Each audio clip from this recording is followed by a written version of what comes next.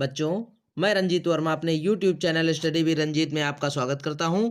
बच्चों, मैं आज आपको अपने इस वीडियो में समाजशास्त्र प्रथम का द्वितीय पाठ भारतीय समाज की जनसांख्यिकी संरचना के बारे में पढ़ाऊंगा। तो बच्चों, हम देखते हैं भारतीय समाज की जनसांख्यिकी संरचना कैसी है, यानी भारतीय समाज की जो जनसंख्या है उसकी संरचना कैसी है, उसमें किस आयु के लोग निवास करते हैं। तो बच्चों, चैप्टर शुरू करने से पहले एक बार बताना चाहूंगा कि अपने इस वीडियो में मैंने उन्हीं प्रश्नों को सम्मिलित किया है जो परीक्षा की दृष्टि से आपके लिए बहुत उपयोगी हैं। तो बच्चों, हमारा वीडियो लास्ट तक देखें। तो अब देखते हैं हम भारतीय समाज की जनसांख्यिकी संरचना। देखते हैं बच्चों, सबसे पहले हमारा पाठ है अध्याय 2 भारतीय समाज की जनसांख्यिकी संरचना। भारतीय समाज की जनसांख्यिकी संरचना के अंतर्गत पहला प्रश्न हमारा बनता है कि जनसांख्यिकी में किसका अध्ययन किया जाता है, यानी जो जनसांख्यिकी है, जनसांख्यिकी क्या है। तो आप कह सकते हैं जनसांख्यिकी एक ऐसी प्रणाली होती है जिसमें किसी क्षेत्र में निवास करने वाली जनसंख्या, और वो जनसंख्या कौन कौन सी, यानी क्षेत्र की जनसंख्या या जनसंख्या का समुदाय का अध्ययन किया जाता है, तथा ये कौन सी जनसंख्या होती है, जैसे जनसंख्या के बारे में उसका जन्म दर, मृत्यु दर तथा प्रवसन व स्त्री पुरुष लिंगानुपात एवं जनसंख्या घनत्व को भी इसमें सम्मिलित किया जाता है। ठीक है, तो जनसांख्यिकी में किसका अध्ययन किया जाता है, तो हम देखते हैं बच्चों, जनसांख्यिकी जनसंख्या का वह सुव्यवस्थित अध्ययन है जिसमें किसी देश की जनसंख्या, क्षेत्र, समुदाय या समुदाय का अध्ययन किया जाता है। ठीक, तो जनसांख्यिकी में कह सकते हैं आप, जनसांख्यिकी जो होती है जनसंख्या का सुव्यवस्थित अध्ययन है, अर्थात जनसंख्या के बारे में विभिन्न प्रकार के आंकड़े को व्यवस्थित ढंग से सुचारू रूप से अध्ययन करना ही जनसांख्यिकी कहलाता है। इसमें किसी देश की जनसंख्या, क्षेत्र, समुदाय का अध्ययन किया जाता है तथा जनसंख्या से संबंधित अनेक प्रक्रियाओं जैसे जन्म दर जनसंख्या की, यानी क्षेत्र की जन्म दर और मृत्यु दर क्या है, तथा प्रवसन के स्वरूप क्या है, स्त्री पुरुष लिंगानुपात क्या है एवं जनसंख्या घनत्व आदि को सम्मिलित किया जाता है। समझ गए बच्चों। अब हमारा दूसरा जो महत्वपूर्ण प्रश्न बनता है कि जनसांख्यिकी के प्रकार लिखिए, यानी जनसांख्यिकी के प्रकार था, जनसंख्या कितने प्रकार की होती है। तो जनसांख्यिकी के दो प्रकार हैं, यानी जो जनसंख्या होती है किसी देश की वो दो प्रकार की होती है। नंबर एक आकारिक जनसांख्यिकी, यानी कह सकते हैं जनसांख्यिकी को दो भागों में विभाजित किया गया है। कौन कौन से, नंबर एक आकारिक जनसांख्यिकी और दूसरी होती है सामाजिक जनसांख्यिकी।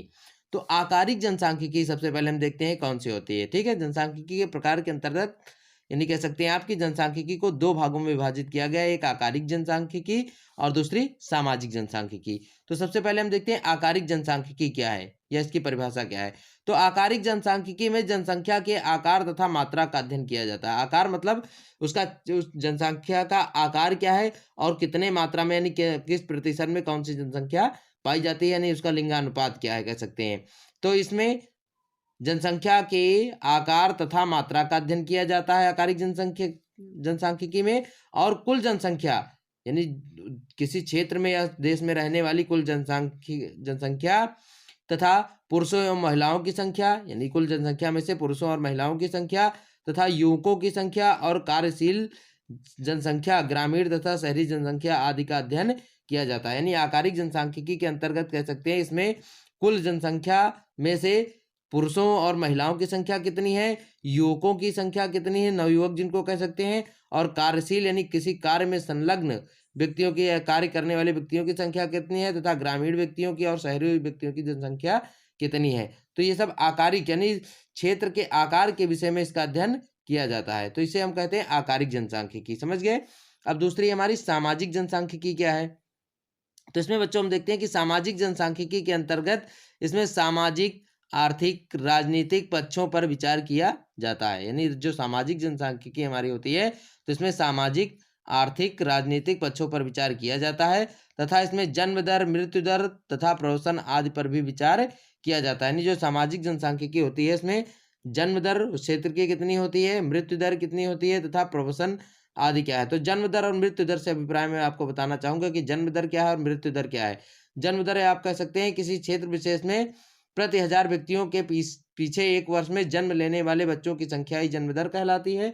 और इसी को जस्ट अपोजिट हम कर देते हैं उल्टा मृत्यु दर में, कि किसी निश्चित क्षेत्र में निवास करने वाली प्रति 1000 जनसंख्या के पीछे मरने वाले व्यक्तियों की संख्या ही उस स्थान की मृत्यु दर कहलाती है, तथा प्रवसन आदि इसमें सम्मिलित होता है। समझ गए।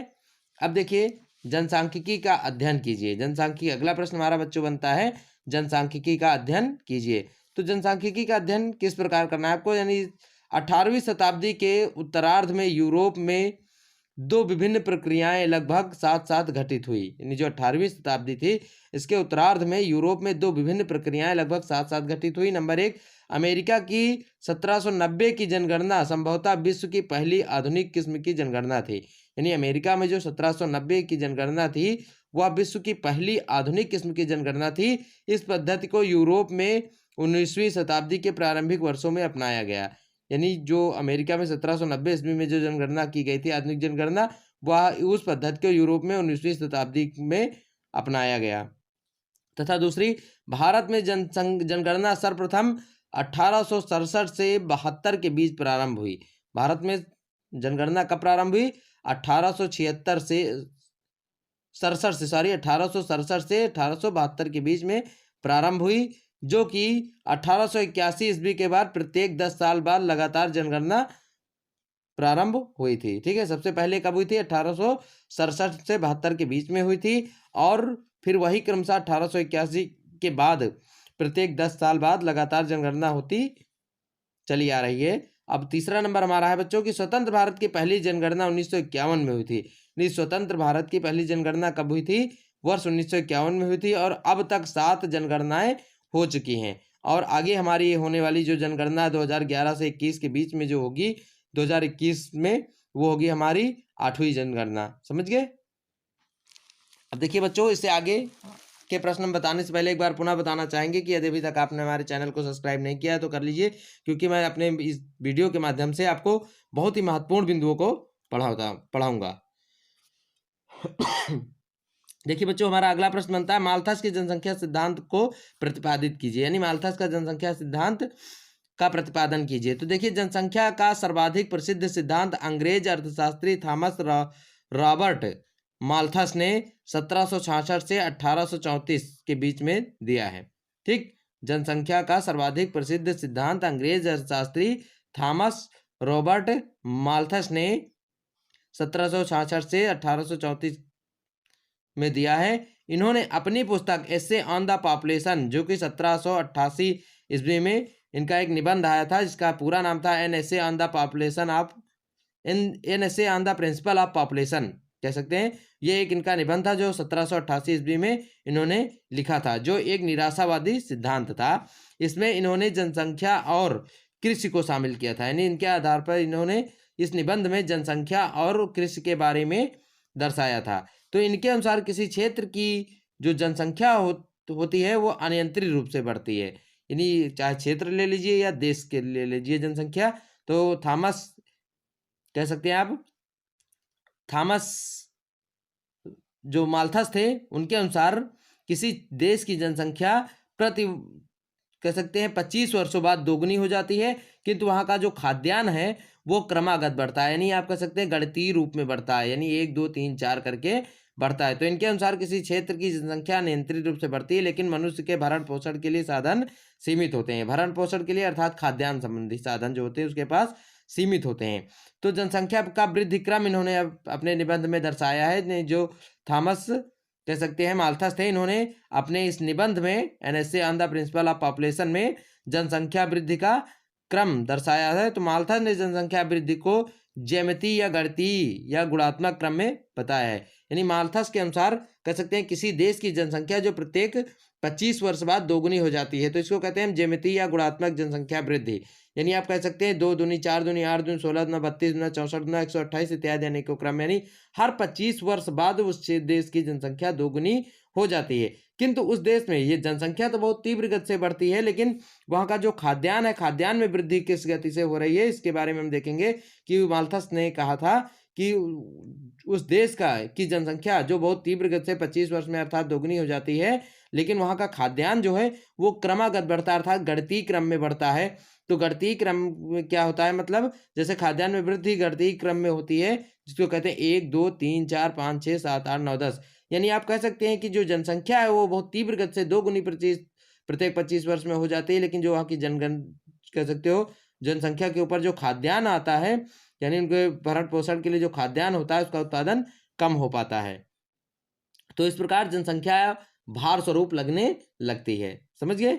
तो अब उसके बाद में इस पर नियंत्रण है तो क्या उपाय होते हैं? तो देखिए, अब जनसंख्या नियंत्रण, क्योंकि बहुत अधिक जनसंख्या, अगर किसी देश की जनसंख्या जो बहुत अधिक हो जाती है, तीव्र गति से बढ़ती है, तो उसको किसी तरह से सीमित बनाने का प्रयास किया जाता है। या तो प्रकृति करती है या तो मनुष्य द्वारा संसाधनों के माध्यम से किया जाता है। तो देखिए, बढ़ती जनसंख्या के नियंत्रण के उपाय क्या क्या हो सकते हैं। तो माल्थस ने बढ़ती जनसंख्या पर नियंत्रण हेतु दो उपाय बताए हैं। माल्थस ने बढ़ती हुई जनसंख्या पर नियंत्रण हेतु दो उपाय बताए हैं। कौन सा? एक है प्राकृतिक उपाय या निरोध, जिसको कहते हैं प्राकृतिक निरोध, और दूसरा होता है कृत्रिम निरोध या कृत्रिम उपाय। तो देखिए, अब सबसे पहले हम आते हैं, माल्थस ने जनसंख्या के नियंत्रण हेतु दो उपाय बताए। नंबर एक प्राकृतिक उपाय और दूसरा है कृत्रिम उपाय। तो सबसे पहले बच्चों हम देखते हैं कि प्राकृतिक उपाय क्या है। बहुत ही महत्वपूर्ण प्रश्न है बच्चों, अनिवार्य रूप से आता ही है लगभग। अब प्राकृतिक देखिए, प्रकृति के द्वारा बढ़ती हुई जनसंख्या पर प्रतिबंध लगाया जाता है। यानी जो प्राकृतिक उपाय होते हैं जनसंख्या वृद्धि पर, प्रकृति किस माध्यम से उपाय, यानी किस उपाय से जनसंख्या वृद्धि पर रोक लगाती है। जैसे भूकंप आ जाना, बाढ़ आ जाना, सुनामी आ जाना, चक्रवात आ जाना, सूखा पड़ जाना, या भयानक कोई बीमारी फैल जाना है जैसे, जिससे लगभग पृथ्वी के ऊपर जितनी एक्स्ट्रा कह सकता है, जितना एक्स्ट्रा बोझ होता है, यानी जितनी अधिक जनसंख्या होती है, वो उसको नष्ट कर देती है, और शेष अब खाद्यान्न के अनुपात में जो शेष जनसंख्या बचती है वही संतुलित जनसंख्या कहलाती है। ठीक है, तो प्राकृतिक उपाय क्या है? यानी कह सकते हो बढ़ती जनसंख्या को रोकने के लिए प्रकृति के द्वारा जो उपाय किए जाते हैं वही सब प्राकृतिक निरोध या प्राकृतिक उपाय कहलाते हैं। जैसे भूकंप आ जाना, बाढ़ आ जाना, ज्वालामुखी का फट जाना, सुनामी आ जाना, चक्रवात आ जाना, महामारी आ जाना, अकाल पड़ जाना, तो ये सब क्या है? प्राकृतिक उपाय। यानी प्रकृति अपने माध्यम से बढ़ती हुई जनसंख्या के ऊपर प्रतिबंध लगाती है, जिससे उसके ऊपर का जो अतिरिक्त बोझ होता है वो समाप्त हो जाता है, और उसका सहनीय बोझ, यानी जो सहने योग्य बोझ होता है, जो खाद्यान्न के बराबर होता है, उतना शेष बच जाता है। समझ गए? तो अब देखिए, अब दूसरा है कृत्रिम उपाय, यानी कृत्रिम निरोध क्या कहलाता है? कृत्रिम, देखिए बच्चों, यहाँ पर प्राकृति में प्राकृतिक जो उपाय था उसमें प्रकृति के द्वारा उपाय किया जाता है, किंतु जो कृत्रिम उपाय है उसमें कह सकते हैं मानव द्वारा जनित उपाय, यानी जो जिन उपायों से मनुष्य बढ़ती हुई जनसंख्या के ऊपर प्रतिबंध लगाता है उन्हें मानव जनित उपाय कहते हैं। जैसे कह सकते हो आप कि नसबंदी द्वारा, कंडोम के प्रयोग से, टी के माध्यम से, कॉपर टी, या लूप के माध्यम से, यानी लूप का प्रयोग करके, या बिना चीरे के ऑपरेशन करवा करके, यानी अनेकों विधियां हैं मानव द्वारा अपनाई जाने वाली, जिससे बढ़ती जनसंख्या पर प्रतिबंध लगाया जा सकता है। ठीक है, तो ये जो उपाय होते हैं जो मानव जनित होते हैं, अर्थात जिनका प्रयोग करके मनुष्य बढ़ती हुई जनसंख्या पर प्रतिबंध लगा सकता है, उन्हें हम कृत्रिम उपाय या मानव जनित उपाय कहते हैं। समझ गए बच्चों? बहुत ही महत्वपूर्ण प्रश्न है। ठीक है, अब आगे बच्चों हम बढ़ते हैं। अगला हमारा प्रश्न है, माल्थस के सिद्धांत की आलोचना कीजिए। तो माल्थस एक उदारवादी और मार्क्सवादी विद्वान ने, जो माल्थस थे, माल्थस कह सकते हैं आप, उदारवादी और मार्क्सवादी विद्वानों ने माल्थस के विचारों की आलोचना की है। ठीक है, यानी जो उदारवादी और मार्क्सवादी विद्वान थे, इन्होंने माल्थस के विचारों की आलोचना की है, और इनके अनुसार इन्होंने कहा कि गरीबी भुखमरी की समस्याएं उत्पादन की कमी से नहीं बल्कि आर्थिक संसाधनों के असमान वितरण के कारण होती हैं। यानी इन्होंने दर्शाया है, जो उदारवादी और मार्क्सवादी विद्वान थे, इन्होंने माल्थस के विचारों की आलोचना की, जो माल्थस का सिद्धांत था इसकी आलोचना की है, और उन्होंने कहा कि गरीबी और भुखमरी जो समस्याएं देश में उत्पन्न होती हैं, ये उत्पादन की कमी से नहीं बल्कि आर्थिक संसाधनों के असमान वितरण के कारण है। दूसरी चीज, क्योंकि असमान वितरण, यानी सरकार जो होती है वो आर्थिक दृष्टि से असमान वितरण करती है, यानी जो कह सकते हैं आप प्रत्यक्ष रूप से सरकार धनिक जो वर्ग होते हैं उनके ऊपर आर्थिक दृष्टि से ज्यादा लाभ देती है, और जो निम्न वर्ग के लोग होते हैं उनको कम लाभ प्रदान करती है। तो आर्थिक, यानी आप कह सकते हैं जो आर्थिक संसाधन होते हैं उसके असमान वितरण होते हैं, जिसके कारण देश में गरीबी और भुखमरी जैसी समस्याएं उत्पन्न होती हैं। दूसरा है, जनसंख्या में वृद्धि के साथ ही जीवित स्तर में वृद्धि होती है, यानी जीवन स्तर में कह सकते हैं आप वृद्धि होती है। तो जनसंख्या में वृद्धि के साथ ही व्यक्ति के जीवन स्तर में वृद्धि होती है। इसका कारण विज्ञान और तकनीक का विस्तार है। यानी आप कह सकते हैं बच्चों की जनसंख्या की वृद्धि के साथ साथ जो जनसंख्या में तीव्र गति से वृद्धि हो रही है, इसके साथ व्यक्ति के जीवन स्तर में भी सुधार आता जा रहा है। इसका मुख्य कारण क्या है? विज्ञान और तकनीक का विस्तार, क्योंकि व्यक्ति कोई रोजगार न करके विज्ञान या तकनीक की सहायता से अनेकों कार्य करने में सक्षम है। तो बच्चों, हम अपने इस वीडियो को यहीं पर विराम देते हैं। इसका पार्ट 2 हम अपने अगले वीडियो के माध्यम से आप तक पहुँचाएँगे। तब तक के लिए हम एक बार पुनः आपसे कहना चाहेंगे, यदि अभी अभी तक आपने हमारे चैनल को सब्सक्राइब नहीं किया है तो कर लीजिए, क्योंकि अपने चैनल के माध्यम से मैं आपको अनेकों महत्वपूर्ण बातें वीडियो से यानी इस चैप्टर से जुड़ी हुई देता रहूँगा। तथा कमेंट्स के ज़रिए ज़रूर बताएँ कि हमारा वीडियो आपको कैसा लगा। धन्यवाद।